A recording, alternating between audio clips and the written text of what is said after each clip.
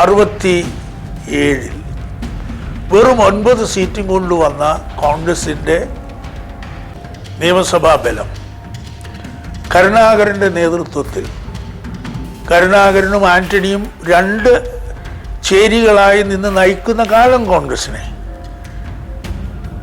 അന്യോന്യം ചില സമയത്ത് സംസാരിക്കാൻ പോലും മുഖം കൊടുക്കാൻ പോലും പറ്റാത്തത്ര തരത്തിൽ കോൺഗ്രസിലെ വിഭാഗീയത വളർന്നു എന്ന് ആളുകൾ ആരോപിച്ചിരുന്ന ഒരു കാലം.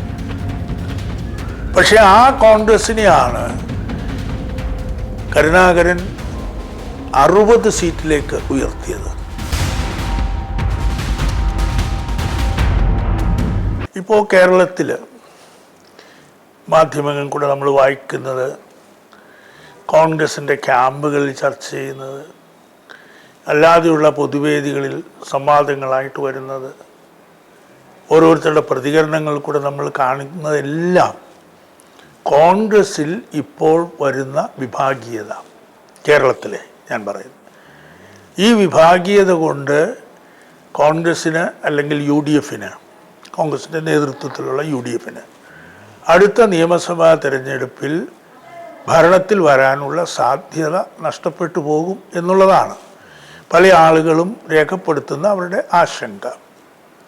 ഈ പശ്ചാത്തലത്തിൽ നിന്നുകൊണ്ട് തന്നെ ഞാൻ ചോദിക്കട്ടെ, കേരളത്തിലെ രാഷ്ട്രീയ ചരിത്രം നമ്മൾ പരിശോധിച്ചാൽ സ്റ്റേറ്റ് കോൺഗ്രസ് പ്രക്ഷോഭണത്തിൽ നിൽക്കുന്ന കാലത്തും സ്റ്റേറ്റ് കോൺഗ്രസിനകത്തും നിലപാടുകൾ വ്യത്യാസമുള്ള നേതാക്കന്മാരുണ്ടായിരുന്നു. പക്ഷേ അവർ ഒരു പരിധിക്കപ്പുറത്തേക്ക് അവരുടെ ഈ നിലപാട് വ്യത്യാസങ്ങളെ അവർ കൊണ്ടുപോയില്ല എന്നുള്ളതാണ്. അതായിരുന്നു അവരുടെ പക്വത അല്ലെങ്കിൽ പക്വമായ രാഷ്ട്രീയ രീതികൾ എന്ന് നമ്മൾ വിചാരിച്ചാൽ മതി. സ്വാതന്ത്ര്യം കിട്ടിക്കഴിഞ്ഞിട്ട്, കോൺഗ്രസിന് ഭരണം വന്നു കഴിഞ്ഞിട്ട്, വാസ്തവത്തിൽ കേരളത്തിലെ രാഷ്ട്രീയത്തിലെ ഭീഷ്മാചാര്യരെന്ന് പറഞ്ഞിരുന്ന പട്ടംതാണുപിള്ളയെ എത്ര എളുപ്പത്തിലുള്ള ഒരു പ്രകോപനം വഴിയാണ് അദ്ദേഹത്തെ മുഖ്യമന്ത്രി പദത്തിൽ നിന്ന് രാജിവെക്കാൻ നിർബന്ധിതനാക്കിയത്, അല്ലെങ്കിൽ അദ്ദേഹം രാജിവെച്ചത്. അപ്പോഴും വിഭാഗീയത വന്നു. വാസ്തവത്തിൽ TM വർഗീസാണ് ത്രിമൂർത്തികളിൽ രണ്ടാമനായി നിന്നത്. പക്ഷേ TM വർഗീസിനെ എല്ലാവർക്കും ഭയമായിരുന്നു. കോൺഗ്രസിലെ മറ്റ് നേതാക്കന്മാരൊക്കെ അദ്ദേഹം വളരെ സമർത്ഥനായ നേതാവായിരുന്നിട്ടും അദ്ദേഹത്തെ ഭയപ്പെട്ടിരുന്നു. അദ്ദേഹത്തെ ഒരു ബുദ്ധി രാക്ഷസനായി അവർ കണ്ടിരുന്നു. അതുകൊണ്ട് TM വർഗീസ് മുഖ്യമന്ത്രിയാവാൻ പാടില്ല എന്ന ഒരു ചിന്ത അന്നത്തെ കോൺഗ്രസിൻ്റെ മറ്റ് നേതാക്കന്മാരുടെ ഇടയിൽ ആരോ വളരെ ബുദ്ധിപൂർവ്വം പ്രചരിപ്പിച്ചതുകൊണ്ട് പട്ടംതാണുപിള്ള രാജിവെച്ചു പോകുന്ന അവസരത്തിൽ നായർ സമുദായത്തിൽപ്പെട്ട ഒരു മുഖ്യമന്ത്രിയെ പുറത്താക്കിയിട്ട് ക്രിസ്ത്യൻ സമുദായത്തിൽപ്പെട്ട ഒരാൾ മുഖ്യമന്ത്രിയായി വരുമ്പോൾ അത് കോൺഗ്രസിൻ്റെ സോഷ്യൽ എഞ്ചിനീയറിങ്ങിനെ ബാധിക്കും എന്ന് വളരെ ബുദ്ധിപൂർവ്വം പ്രചരിപ്പിച്ചത് അന്ന് ജോൺ ഫിലിപ്പോസും കുമ്പളത്ത് ശങ്കുപിള്ളയുമായിരുന്നു എന്നുള്ളത് എല്ലാവർക്കും അറിയാവുന്ന കാര്യമാണ്. ആ പ്രചാരണത്തിൻ്റെ ഫലമായി TM വർഗീസിനെ മറികടന്ന് അദ്ദേഹത്തെക്കാളും C കേശവനേക്കാളും ജൂനിയറായിരുന്ന Paravur TK നാരായണപിള്ളയെ മുഖ്യമന്ത്രിയാക്കി. Paravur TK Narayana Pillai മുഖ്യമന്ത്രിയാകാൻ സർവ്വഥാ യോഗ്യനായിരുന്നു, അതിനെപ്പറ്റി തർക്കമില്ല. പക്ഷേ TM വർഗീസിനെ ഒഴിവാക്കിക്കൊണ്ടാണ് അന്നത്തെ ഗ്രൂപ്പ് സമവാക്യങ്ങളിൽ വന്ന മാറ്റം വെച്ച് പറവൂർ TK മുഖ്യമന്ത്രിയാക്കിയത്. അപ്പോൾ ജോൺ ഫിലിപ്പോസും കുമ്പളവും കൂടി ആലോചിച്ചത് C കേശവനും TM വർഗീസും മന്ത്രിസഭയിൽ വരികയില്ല, അവരെക്കാൾ ജൂനിയറായ ഒരാൾ മുഖ്യമന്ത്രിയാവുമ്പോൾ സ്വാഭാവികമായും അവർക്ക് അദ്ദേഹത്തിന് കീഴിൽ മന്ത്രിമാരായിരിക്കാൻ പ്രയാസം വരും. അങ്ങനെയാണ്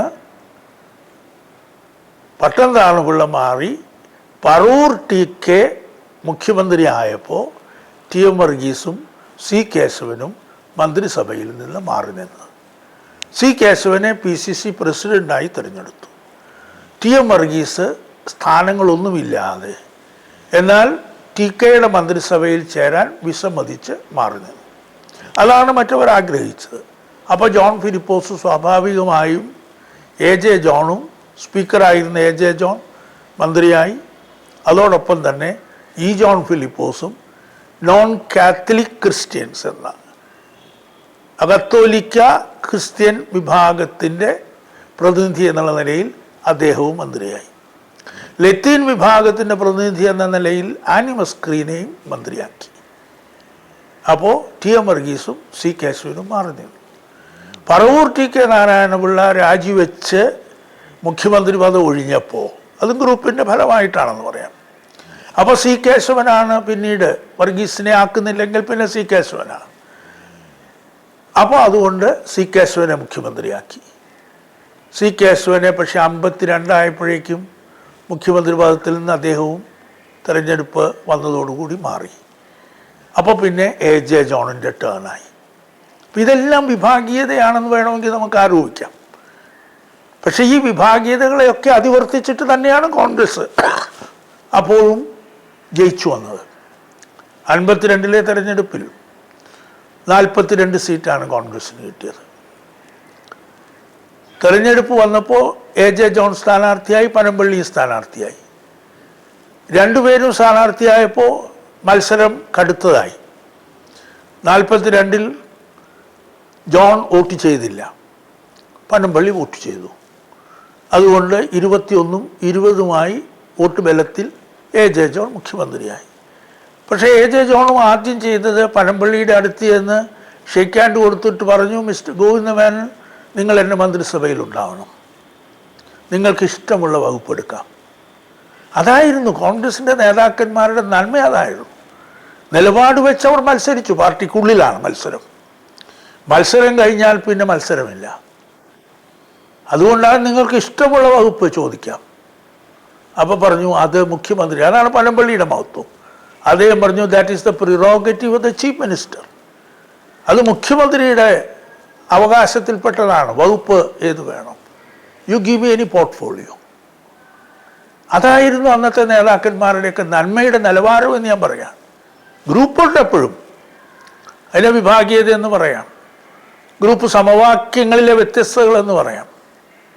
വീണ്ടും 54 ജോൺ മന്ത്രിസഭ മാറിക്കഴിഞ്ഞപ്പോൾ വീണ്ടും തെരഞ്ഞെടുപ്പ്. ആ തെരഞ്ഞെടുപ്പ് വന്നപ്പോൾ വീണ്ടും പനമ്പള്ളി തന്നെ. പനമ്പള്ളി വീണ്ടും മത്സരിക്കുന്നു എന്ന് പറഞ്ഞു. എ ജെ ജോൺ മത്സരിക്കും എന്ന് ടി എം വർഗീസ് ഉൾപ്പെടെയുള്ളവർ വാശി പറഞ്ഞു. എ ജെ ജോൺ 54 പിന്നീട് വന്നു കഴിഞ്ഞപ്പോൾ ജോണ് മന്ത്രിസഭയിലേക്ക് PSPക്ക് ആദ്യം പിന്തുണ കൊടുത്തു. പനമ്പള്ളി ലീഡറായി തിരഞ്ഞെടുക്കപ്പെട്ടു. ജോൺ മത്സരിച്ചില്ല. പക്ഷേ അപ്പോഴും ഗ്രൂപ്പ് വിഭജനങ്ങൾ പാർട്ടികളിലുണ്ടായിരുന്നു. പനമ്പള്ളി ലീഡറായതിൽ ഉടനെ മുഖ്യമന്ത്രിയാവുന്നതിൽ വിസമ്മതം ഉണ്ടായിരുന്നത് കൊണ്ട് പുതിയതായ ഒരു സമവാക്യം അവരുണ്ടാക്കി. PSP നേതാവായിരുന്ന പട്ടംതാണുപിള്ളയ്ക്ക് കോൺഗ്രസ് പുറമേക്ക് നിന്ന് പിന്തുണ കൊടുക്കുക. പനമ്പള്ളി അത് സമ്മതിച്ചു. പട്ടം മുഖ്യമന്ത്രിയായി. പിന്താങ്ങി പ്രതിപക്ഷം എന്നാണ് അന്ന് കോൺഗ്രസിനെ പരിഹസിച്ച് കമ്മ്യൂണിസ്റ്റ് പാർട്ടിയുടെ നേതാവായിരുന്ന TV തോമസ് വിളിച്ചത്. ആ നിലയിൽ നിൽക്കുമ്പോൾ തന്നെ പനമ്പള്ളി ഗോവിന്ദമേനോൻ അദ്ദേഹത്തിൻ്റെ സമർത്ഥമായ കരുക്കൾ നീക്കിക്കൊണ്ടേയിരുന്നു. പട്ടംതാണുപിള്ളയുടെ മന്ത്രിസഭയ്ക്ക് ഒരു പ്രത്യേക സന്ദർഭത്തിൽ 10 മാസം കഴിഞ്ഞപ്പോൾ വ്യാപകമായ ഒരു ട്രാൻസ്പോർട്ട് സമരം അടിച്ചമർത്തി എന്നുള്ള പേരിൽ ജനപ്രിയത നഷ്ടപ്പെട്ടപ്പോൾ അദ്ദേഹം രാജിവെക്കേണ്ടി വന്നു. രാജിവെച്ചപ്പോൾ പനമ്പള്ളിക്ക് അപ്പുറത്തു നിന്നും 2 MLA ഇപ്പുറത്തേക്ക് വന്ന് പിന്തുണ പ്രഖ്യാപിക്കുകയും പനമ്പള്ളി മുഖ്യമന്ത്രിയായി തന്നെ മന്ത്രിസഭ ഉണ്ടാവുകയും ചെയ്തു. അപ്പോൾ ശ്രീ എ ജെ ജോൺ മന്ത്രിയാവുന്നില്ല എന്ന് അദ്ദേഹം പറഞ്ഞു. കാരണം അദ്ദേഹത്തിൻ്റെ മന്ത്രിസഭയിൽ മന്ത്രിയായിരുന്ന ഒരാൾക്ക് കീഴിൽ താൻ വീണ്ടും മന്ത്രിയാവുന്നത് ഭംഗിയല്ല എന്നുള്ള നിലപാടിൽ. അപ്പോഴാണ് ടി എം വർഗീസിനെ പോലുള്ള നേതാക്കന്മാരുടെ ബുദ്ധിയിൽ അവർ എ ജെ ജോൺ മന്ത്രിയാവണം എന്ന് ശഠിക്കുകയും MO മത്തായിയെ കൊണ്ട് ഡൽഹിയിൽ നിന്ന് എ ജെ ജോണിനെ വിളിച്ച് പണ്ഡിറ്റ്ജിയുടെ ആഗ്രഹമാണ് ജോൺ മന്ത്രിസഭയിൽ ഉണ്ടാവണം എന്ന് പറയുകയും ചെയ്തത്. പണ്ഡിറ്റ്ജി പറഞ്ഞിട്ടാണോ അല്ലയോ എന്നുള്ളതിന് ഇപ്പോഴും തെളിവുകളില്ല. എന്തായാലും ജോൺ അതിൽ വീണു. അദ്ദേഹം വൈമനസ്യത്തോടെ പനമ്പള്ളിയുടെ മന്ത്രിസഭയിൽ അംഗമായി. പക്ഷെ പനമ്പള്ളിയുടെ നന്മയുടെ ഒരു മറുവശം, ആദ്യത്തെ ക്യാബിനറ്റിന് വന്നപ്പോൾ AJ ജോണും പനമ്പള്ളി കടന്നു വരുമ്പോൾ എഴുന്നേറ്റ് നിന്നു. അത് മര്യാദയാണല്ലോ. മുഖ്യമന്ത്രി വരുമ്പോൾ സഹമന്ത്രിമാർ എഴുന്നേറ്റ് നിൽക്കുക. യോഗം കഴിഞ്ഞപ്പോൾ പനമ്പള്ളി AJ ജോണിനോടൊപ്പം അദ്ദേഹത്തിൻ്റെ മുറിയിലേക്ക് പോയി. ചെന്നിട്ട് ജോണിനോട് രഹസ്യമായി പറഞ്ഞു, മിസ്റ്റർ ജോൺ, എനിക്കൊരു അപേക്ഷയുണ്ട്. അടുത്ത ദിവസം മുതൽ ക്യാബിനറ്റ് കൂടുമ്പോൾ നിങ്ങൾ 5 മിനിറ്റ് താമസിച്ചു വന്നാൽ മതി. അപ്പോൾ ജോൺ എന്താണ് എന്നുള്ള അർത്ഥത്തിൽ പനമ്പള്ളിയുടെ നേരെ നോക്കി. ഞാൻ വരുമ്പോൾ ജോൺ എഴുന്നേറ്റ് നിന്ന് എന്നെ സ്വീകരിക്കുന്നത് എനിക്ക് ഒരു തരത്തിലും ഡൈജസ്റ്റ് ചെയ്യുന്നില്ല, അത് ശരിയല്ല. അതുകൊണ്ട് നിങ്ങൾ താമസിച്ചു വരിക. മുഖ്യമന്ത്രി എഴുന്നേൽക്കണ്ടല്ലോ. സഹമന്ത്രിമാർ വരുമ്പോൾ മുഖ്യമന്ത്രി എഴുന്നേൽക്കേണ്ട പതിവില്ല, അതുകൊണ്ട് ഞാൻ എഴുന്നേൽക്കുന്നില്ല. പക്ഷേ ഞാൻ വരുമ്പോൾ എഴുന്നേൽക്കാൻ ഇടവരുന്നത് എനിക്കിഷ്ടമല്ല. അതായിരുന്നു പനമ്പള്ളിയുടെയും മഹത്വത്തിൻ്റെ റേഞ്ച് എന്ന് ഞാൻ പറയുകയാണ്. ഇങ്ങനെയുള്ള നേതാക്കന്മാരുടെ കാലത്ത് ഗ്രൂപ്പ് വരുന്നത് കൊണ്ട് പാർട്ടിക്ക് ക്ഷീണം വരും എന്ന് നമുക്ക് വിശ്വസിക്കാൻ സാധിക്കുമോ? അത്തരത്തിലുള്ള വളരെ ഒരു higher range of behavioural pattern, അതാണ് നമ്മുടെ നേതാക്കന്മാരൊക്കെ, കോൺഗ്രസ്സിലെ നേതാക്കന്മാരെ കുറിച്ചാണ് ഞാൻ പറയുന്നത്, അവരൊക്കെ നടത്തിയത്. പിന്നെ വന്നത്തെ തെരഞ്ഞെടുപ്പിൽ അപ്പോൾ പനമ്പള്ളിയുടെ മന്ത്രിസഭയെ മറിച്ചിടാനുള്ള ഗ്രൂപ്പ് പ്രവർത്തനങ്ങളായി. TM വർഗീസും KM ഗോരയും ഉൾപ്പെടെ വളരെ പ്രമുഖരായ നേതാക്കന്മാർ അഖണ്ഡ കേരളവാദം ഉന്നയിച്ചു. 57 തെരഞ്ഞെടുപ്പ് വന്നപ്പോൾ AJ ജോൺ അപ്പോഴേക്കും മദ്രാസ് ഗവർണറായി നിയമിക്കപ്പെട്ടു. മറ്റ് പ്രമുഖ നേതാക്കന്മാരായിരുന്ന പനമ്പള്ളി ചാലക്കുടിയിൽ തോറ്റു, KM ചാണ്ടി പുലിയന്നൂർ തോറ്റു, KA ദാമോദര മേനോൻ പെരുമ്പാവൂർ തോറ്റു. പ്രധാനപ്പെട്ട കോൺഗ്രസിലെ നേതാക്കന്മാരെല്ലാവരും തന്നെ വൻതോക്കുകൾ, കോൺഗ്രസിലെ വൻതോക്കുകൾ എന്ന് പറയാവുന്നവരൊക്കെ തോറ്റു. വിഭാഗീയത കൊണ്ടാവാം, അന്നത്തെ സമുദായ സമവാക്യങ്ങളുടെ പ്രവർത്തന ഫലമായിട്ടാവാം, ഏത് സാഹചര്യവുമാകട്ടെ, അതല്ല പ്രശ്നം. അങ്ങനെ വന്നപ്പോൾ സ്വാഭാവികമായും പ്രതിപക്ഷ നേതൃസ്ഥാനത്ത് PT ചാക്കോ വന്നു. ശങ്കറും ചാക്കോയുമായി ഒരു തരത്തിലും ചേർന്ന് പോകുമായിരുന്നില്ല. പക്ഷേ ശങ്കർ KPCC പ്രസിഡൻ്റായി, ചാക്കോ പ്രതിപക്ഷ നേതാവായി. കുറച്ച് കഴിഞ്ഞപ്പോൾ അവർ രണ്ടുപേരും സഹകരിച്ച് പ്രവർത്തിക്കാമെന്ന് വെച്ചു. അങ്ങനെയാണ് പിന്നീട് വിമോചന സമരമുണ്ടായി. മന്നത്ത് പത്മനാഭൻ്റെ നേതൃത്വത്തിൽ വിമോചന സമരം അരങ്ങേറി. കോൺഗ്രസ് ഒറ്റക്കെട്ടായി നിന്ന് മത്സരിച്ചു. പട്ടംതാണുപള്ളിയുമായി സഖ്യമുണ്ടാക്കി. മുസ്ലിം ലീഗിനെ കൂടെ ചേർത്തു. 59 വിമോചന സമരത്തിൽ EMSൻ്റെ മന്ത്രിസഭ ഡിസ്മിസ് ചെയ്യപ്പെട്ടു. 60 ഇടക്കാല തെരഞ്ഞെടുപ്പിൽ ഐക്യ ജനാധിപത്യ മുന്നണി എന്നുള്ള പേര് ജനാധിപത്യ മുന്നണി പട്ടംതാണുപള്ളിയുടെ നേതൃത്വത്തിൽ അധികാരത്തിൽ വരുന്നു. അപ്പോൾ വീണ്ടും പാർട്ടിയിൽ ഗ്രൂപ്പുകളായി. ഉപമുഖ്യമന്ത്രിയായിരുന്ന ശങ്കറുടെ നേതൃത്വത്തിൽ ഒരു ഗ്രൂപ്പ്, മലബാറിൽ നിന്ന് വന്ന് KPCC പ്രസിഡൻ്റായ CK ഗോവിന്ദൻ നായരുടെ നേതൃത്വത്തിൽ മറ്റൊരു ഗ്രൂപ്പ്, അതിനോടൊപ്പം തന്നെ PT ചാക്കോയുടെ ഗ്രൂപ്പ്. ഈ ഗ്രൂപ്പുകളെല്ലാം ഒന്നിച്ചു എന്ന് പറഞ്ഞാൽ കോൺഗ്രസ്സെ ശക്തിപ്പെടുത്തി എന്നുള്ളതാണ് ആ ഭാവം. വിമോചന സമരം കഴിഞ്ഞപ്പോൾ അത്ര മഹാഭൂരിപക്ഷത്തിൽ ജനാധിപത്യ മുന്നണി ജയിച്ചപ്പോൾ ഈ വിഭാഗീയതയൊക്കെ കോൺഗ്രസ്സിലുണ്ട്. പക്ഷേ ജനങ്ങൾ ഒന്നിച്ചു, ജനങ്ങളെ ഒന്നിപ്പിച്ചു. ഒരു പരിധിക്കപ്പുറത്തേക്ക് പാർട്ടിക്ക് ദോഷകരമായ പ്രവർത്തനത്തിന് ഈ ഗ്രൂപ്പിലെ നേതാക്കന്മാർ പോയില്ല. പിന്നീട് വളരെ ശക്തമായി ചാക്കോ ഗ്രൂപ്പ് വന്നു. CK ഗോവിന്ദൻ നായർക്കെതിരെ ചാക്കോയും ശങ്കറും കൂടി ചേർന്ന് മൊയ്തു മൗലവിയെ പോലുള്ള ദേശീയ മുസ്ലിം നേതാവിനെ മലബാറിൽ നിന്ന് കൊണ്ടുവന്ന് മത്സരിപ്പിച്ചു. അപ്പം മന്നത്ത് പത്മനാഭൻ CK ഗോവിന്ദൻ നായർക്ക് അനുകൂലമായി നിലപാടെടുത്ത് CKയുടെ രണ്ടാമത്തെ വിജയത്തെ ഉറപ്പാക്കി. അപ്പം ഇതൊക്കെ കോൺഗ്രസിൻ്റെ രാഷ്ട്രീയ ചരിത്രമാണ്. ഞാൻ ചോദിക്കട്ടെ, വെറും 9 സീറ്റായിരുന്ന കോൺഗ്രസ് 67 വെറും 9 സീറ്റും കൊണ്ടുവന്ന കോൺഗ്രസിൻ്റെ നിയമസഭാ ബലം കരുണാകരൻ്റെ നേതൃത്വത്തിൽ കരുണാകരനും ആന്റണിയും 2 ചേരികളായി നിന്ന് നയിക്കുന്ന കാലം കോൺഗ്രസിനെ അന്യോന്യം ചില സമയത്ത് സംസാരിക്കാൻ പോലും മുഖം കൊടുക്കാൻ പോലും പറ്റാത്തത്ര തരത്തിൽ കോൺഗ്രസിലെ വിഭാഗീയത വളർന്നു എന്ന് ആളുകൾ ആരോപിച്ചിരുന്ന ഒരു കാലം. പക്ഷെ ആ കോൺഗ്രസിനെയാണ് കരുണാകരൻ 60 സീറ്റിലേക്ക് ഉയർത്തിയത്. പിന്നീടുള്ള കാലം നമ്മൾ കാണുന്നത് ആന്റണിയും കരുണാകരനും തമ്മിലുള്ള കടുത്ത ശീതസമരമാണ് കോൺഗ്രസിൽ. 2 പേർക്കും ധാരാളം അനുയായികൾ.